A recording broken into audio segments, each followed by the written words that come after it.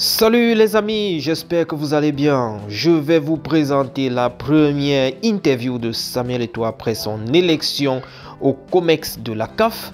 Oui, c'était sur TV5 Monde.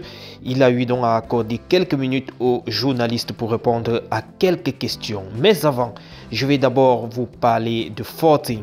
14 qui nous parle de jour J-4 pour la présentation des maillots des Lions Indomptables. Vous vous souvenez, je vous ai parlé du 18 mars 2025 qui était la date donc retenue pour la présentation des nouvelles collections des Lions Indomptables.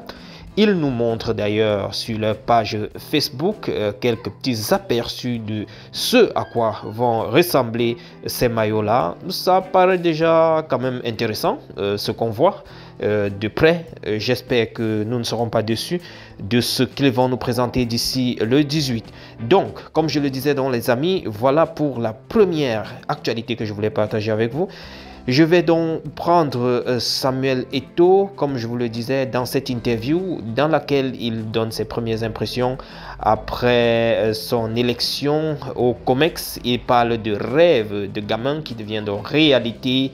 Et il a également fait un petit crochet du côté de ces différents problèmes de primes avec les équipes de première division au Cameroun, Elite 1 et Elite 2. Ces difficultés qu'il y a à chaque fois en ce qui concerne le décaissement des primes des différentes équipes de MTN 1 et tout. Bref, les amis, je vous laisse écouter cette interview sur TV5 Monde. Je vous reviens dans une autre édition. Je vous souhaite déjà un très bon samedi. J'espère que c'est ensoleillé de votre côté. On est ensemble. Ciao. C'est un rêve de gamin. J'avais toujours voulu servir le football. Je l'ai fait en tant que joueur dans les stades. Et puis je suis entré dans l'administration du football. Et je pense que pour tout dirigeant, l'ambition est de servir au niveau de la CAF. Et puis je remercie tous mes pairs qui ont bien voulu me faire confiance pour accompagner le leadership sous le leadership du docteur et président Motsepe. C'est quelqu'un qui est combattu, mais vous êtes combattu en Afrique généralement quand vous apportez des nouvelles idées. Il n'y a rien d'autre. Je ne pense pas que ce soit quelque chose de personnel. Je pense juste qu'il y a une rupture que j'ai proposée à l'Assemblée générale de la Fédération le 11 décembre 2021. Les membres de cette Assemblée m'ont fait confiance et c'est sur la base de ce que j'ai proposé que je suis en train de travailler. Rien d'autre. Je ne fais pas plus et je ne fais pas moins.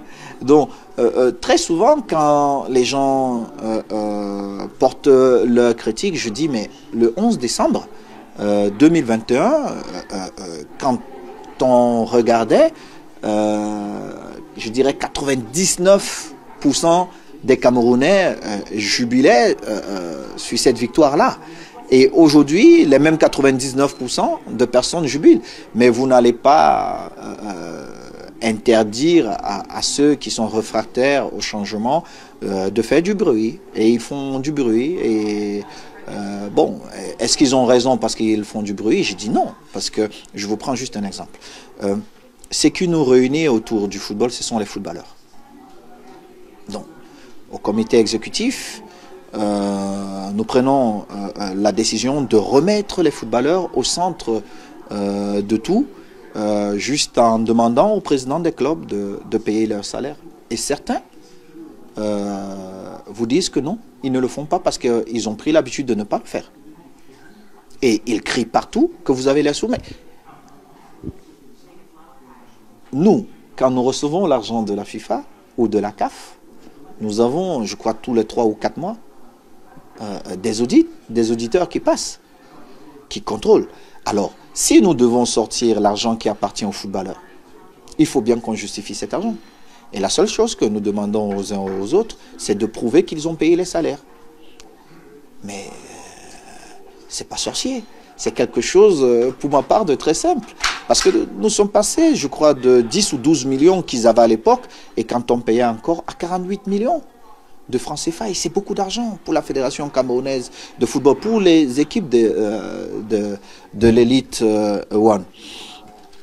Donc, je reste dans le projet que j'ai proposé et je ne bouge pas parce que je sais que les résultats sont très proches. D'autres nous ont reproché, oui, mais vous n'avez pas gagné des tournois. Je dis, ben, le Cameroun, nous avons eu beaucoup de chance de gagner, mais je ne souhaite pas être parmi les dirigeants camerounais qui voient les équipes nationales faire 10 ans sans gagner, ou de voir nos équipes nationales gagner avec des joueurs qui jouent en U17 avec 25 ans. Non, généralement, je suis quelqu'un de très fier parce que j'aime énormément mon pays, le Cameroun. Je suis amoureux de mon continent, l'Afrique, et je veux pouvoir regarder les gens et avoir un débat d'égal à égal. Je veux pouvoir entrer dans un stade avec une équipe qui a réellement son âge, tout en sachant qu'elle va vraiment compétir à ce niveau-là, parce que nous ne nous rendons pas compte de certaines choses. Généralement, les équipes africaines, dans les catégories jeunes, nous gagnons très souvent. Mais quand nous arrivons dans les catégories majeures, seniors, nous ne gagnons pas. Mais l'une des premières raisons, c'est juste parce que si nous trichons dans les catégories jeunes, vous ne pouvez pas compétir avec un enfant qui a réellement 22 ans et vous vous dites que vous avez 22 ans alors que réellement vous avez 35 ou